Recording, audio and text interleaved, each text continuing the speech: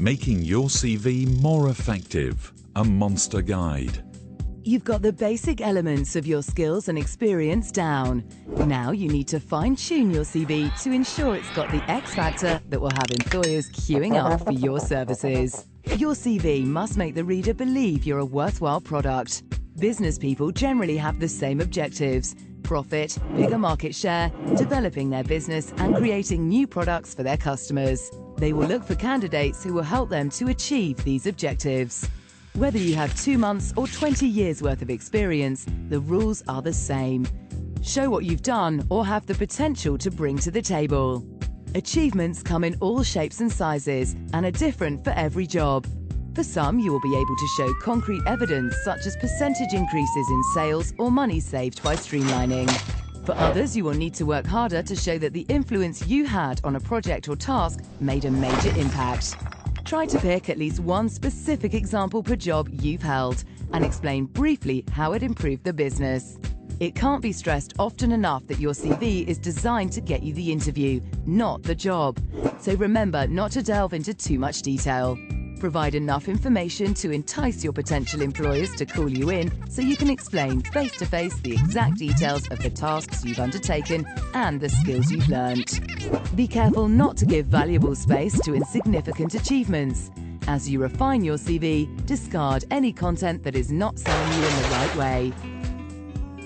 From management talk to obscure abbreviation, the world of business is packed full of cliches, and most of us hate them. Phrases such as team player, results-orientated, and good communicator are worthless without evidence. Be very careful of using abbreviations, especially if you're changing industry. The first person who evaluates your CV is usually somebody in the HR team who may not be an expert in your field.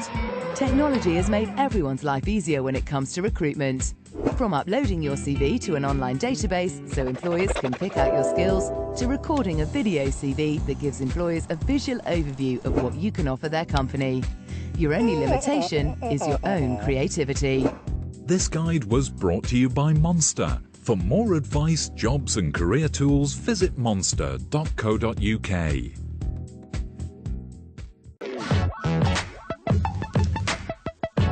A CV is crucial when it comes to applying for jobs, and a great one can really boost your chance of success.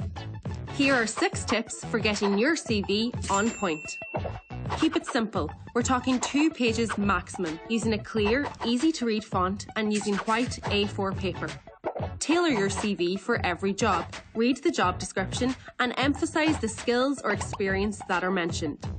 Use relevant information. You should include your education, relevant work experience, skills and achievements. But maybe leave out the Irish dancing medal you won when you were 6. Don't include your gender, nationality, marital status, date of birth or a photo, unless asked to.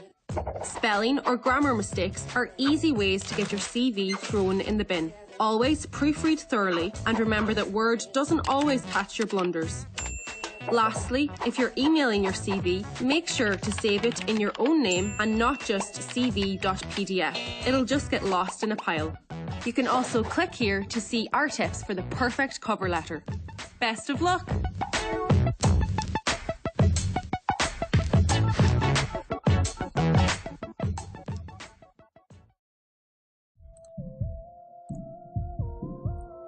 Let's face it, job interviews can be pretty scary, and one thing we tend to stress about is what to wear.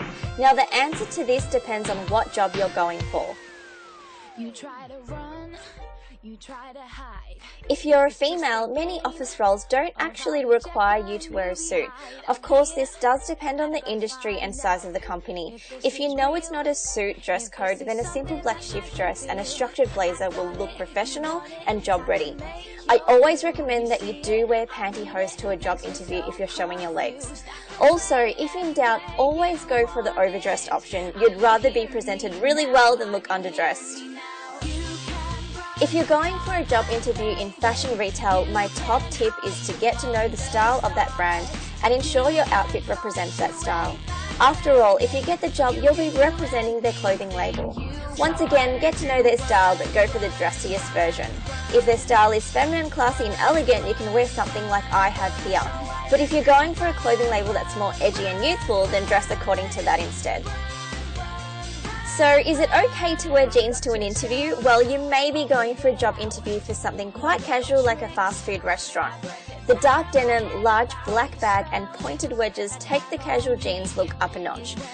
You might think there's no need to go to any effort if you're going for a job at McDonald's, but I can't stress enough that it really doesn't hurt to stand out just by taking it up a notch.